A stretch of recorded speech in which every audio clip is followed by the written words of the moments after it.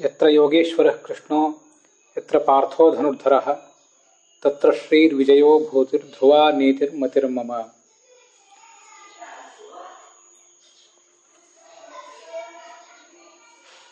Lord Krishna taught Arjuna the difference between a knowledgeable man and an arrogant fool. At last, it was the message of the Lord that we have to do our duties with no desire and ego. Here in this sloka of Gita, a word nirmama is used to suggest with no ego one should do one's duty. This reminds me a shloka from Mahabharata. Dvyaksharam tu bhaven mrityuho, traksharam brahma shashvatam, mameti cha bhaven mrityuho, na mameti cha shashvatam. There are two words heard by all of us. One is a two-lettered word. The second one is a three-lettered word. The two-lettered word takes us towards destruction, whereas the three-letter word elevates us spiritually, takes us to salvation. The first two-lettered word is Mameti cha bhaven mrityuho. Mama. Everything is mine. Everything is for me. Everything is by me. Both in Sanskrit and English, mama and me are two-lettered words. They lead us towards complete destruction. Traksharam, na mama, not mine,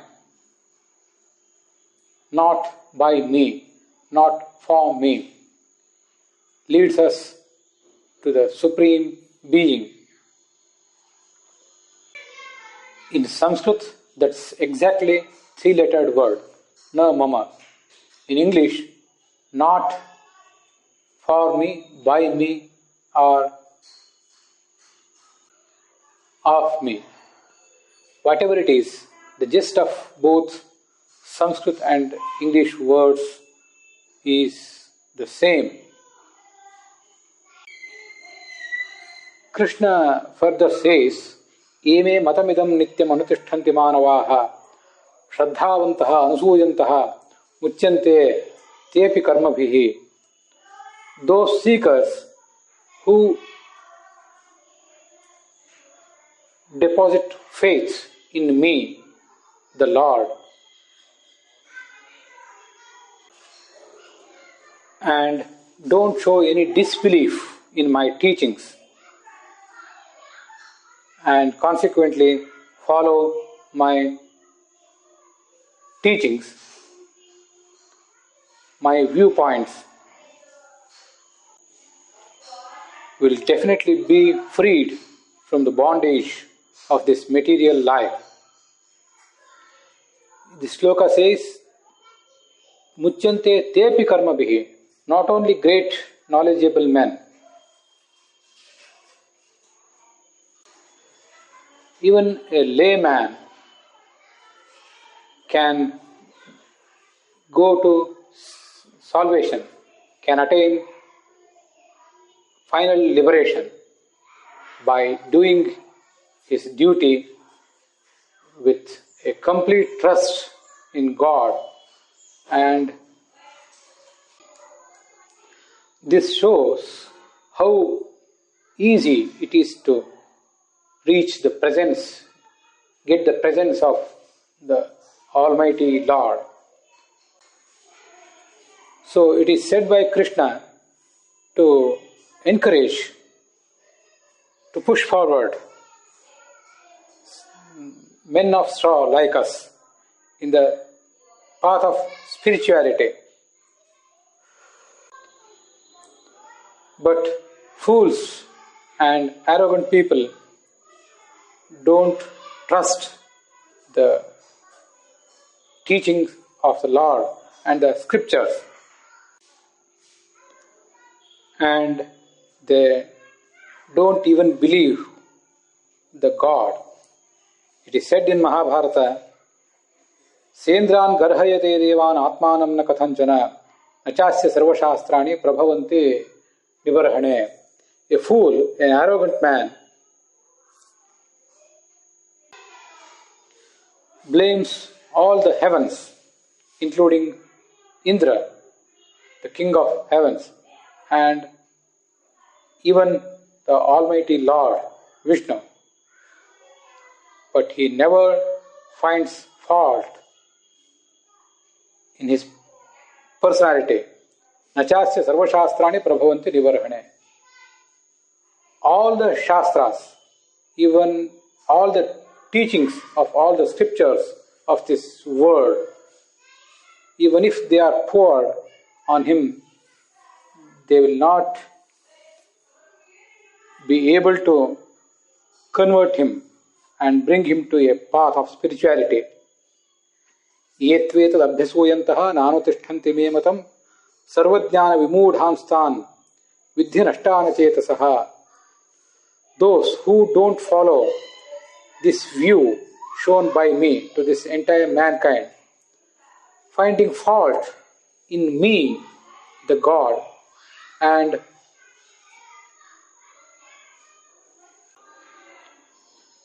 follow their own ways,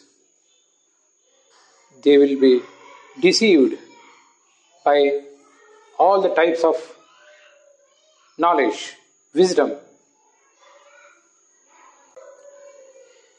They will lose their intellectual personality, their inner personality forever.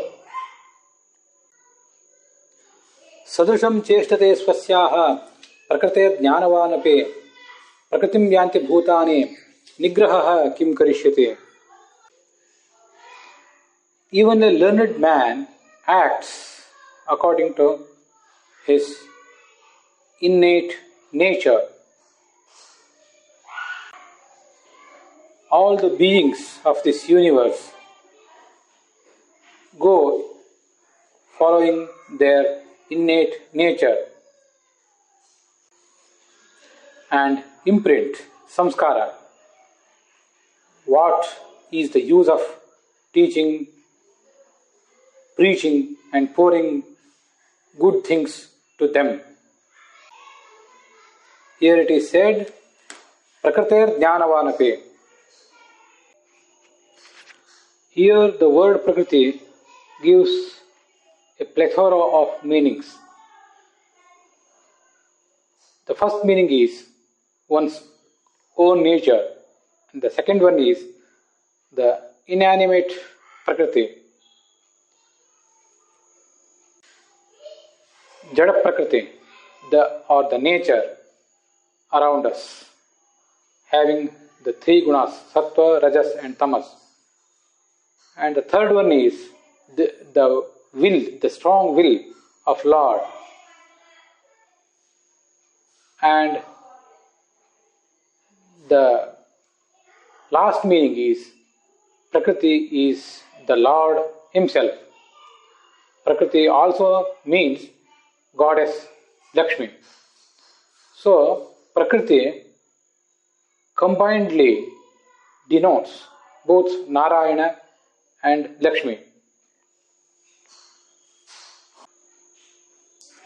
In fact, the word Prakriti is grammatically in Strilinga, feminine gender. All of us know that our God is a male. Some people say our God is only female. Some people say, some wise men say, the God is neither male nor female. But the Aitareya Upanishad says, Nainam vacha striyam bruvan, nainam mastri puman bruvan, pumam samna bruvan nainam vadan vadati kaschana. Those who think the God is male and those who think the God is female are both ignorant. But the one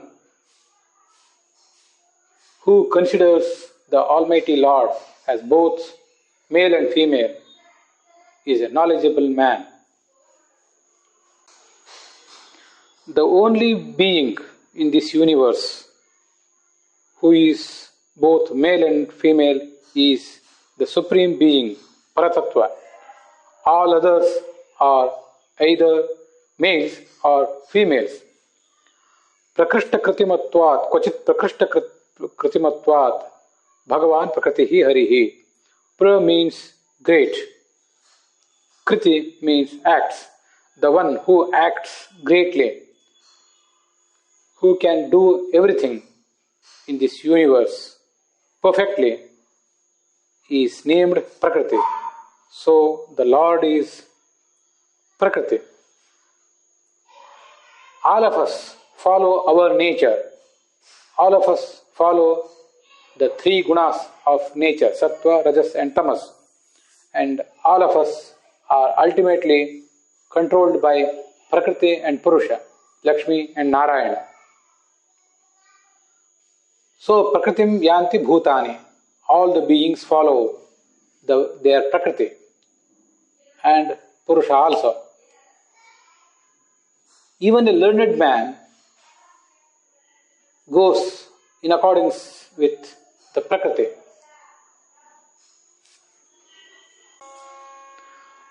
As the God is both male and female, He Himself is praised as our mother and father. Tvameva mata cha pita tvameva, tvameva bhrata cha sakha tvameva, tvameva sarvam mama deva deva. O Lord, you are everything for me. The fools don't pay any heed to the teachings given by great knowledgeable men. In fact, in this world, great knowledgeable men come from time to time to teach and lead the society. It is seen in all the countries and all the sects and communities. But only pious people pay heed to those teachings, whereas the impious people, ignorant fools, pay no heed to those teachings given by great people. Even if the Lord Himself comes to this world in the form of Rama and Krishna, only pious people follow Him, not the impious people. Krishna went to Hastinavati as an ambassador, as a representative of Pandavas, so to advise Dhritarashtra and Duryodhana to return the share of kingdom to Pandavas, their share of kingdom to Pandavas. And Vidura said, what is the use of coming to Hastinavati, O Lord Krishna? Both Duryodhana and Dhritarashtra will never listen to your words. But Krishna said, I know it, I do know it, but the society doesn't know. So, if I don't come to Hastinavati and teach Duryodhana and Dhritarashtra, the society, the general public may mistake us. Krishna could have prevented this terrible war. So, I am coming to Hastinavati and try my level best to prevent the war between the brothers. And we know Duryodhana did not follow the advice of Krishna. On the contrary, he tried to imprison Krishna uselessly. Thereafter, a sage by name Udanka, who was a little fond of Duryodhana, came to know that Duryodhana and his brothers were killed in Kurukshetra battle. In fact, he was a great devotee of Lord Krishna and fond of Pandavas also, but his affection was a little more with the Kauravas. So he was naturally annoyed to listen to the news that Duryodhana was killed in the battle. When Udanka met Krishna, he was about to curse the Lord. Lord Krishna, out of mercy, showed Udanka the omnipresent form, Vishwarupa, of the Supreme Being, of Himself, and pacified him. It goes with so many people. Even Balarama had mistaken Krishna. So, without participating in Kurukshetra battle, he went on a pilgrimage. It shows it is highly difficult to overcome the bondage of Prakriti, the bandhana of three gunas, even for a learned man.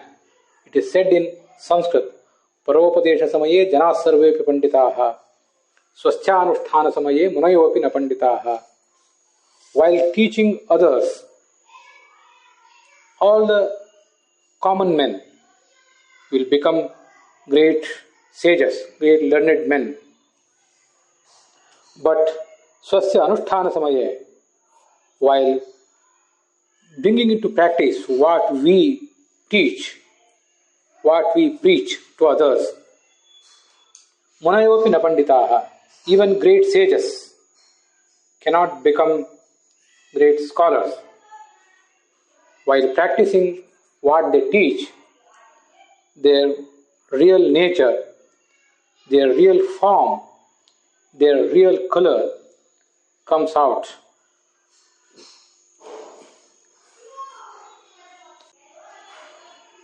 So, while practicing what they teach, even great sages cannot be considered as completely knowledgeable ones.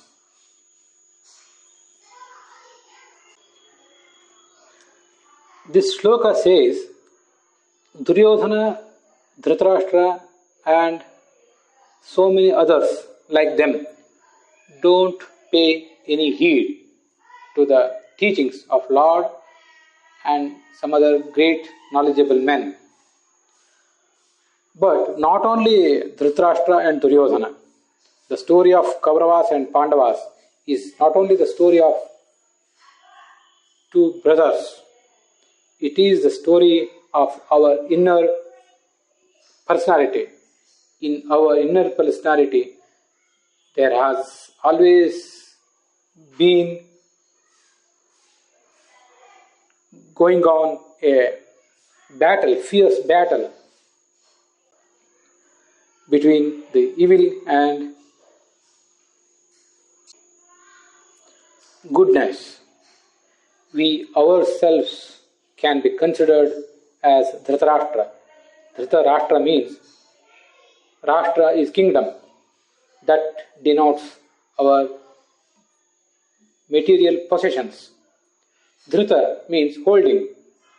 Holding an attachment to our wealth, to our material possessions, means Dhritarashtra. So all of us who are deeply attached to the material possessions and have developed a great greed for them are Dhritarashtras.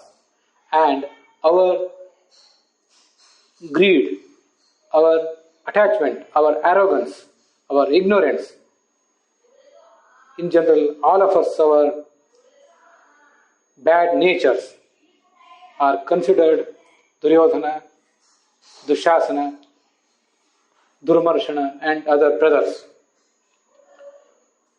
We are not ready to give up our bad natures, our Durgunas. We are highly fond of them. We only always try to nourish our own evil nature.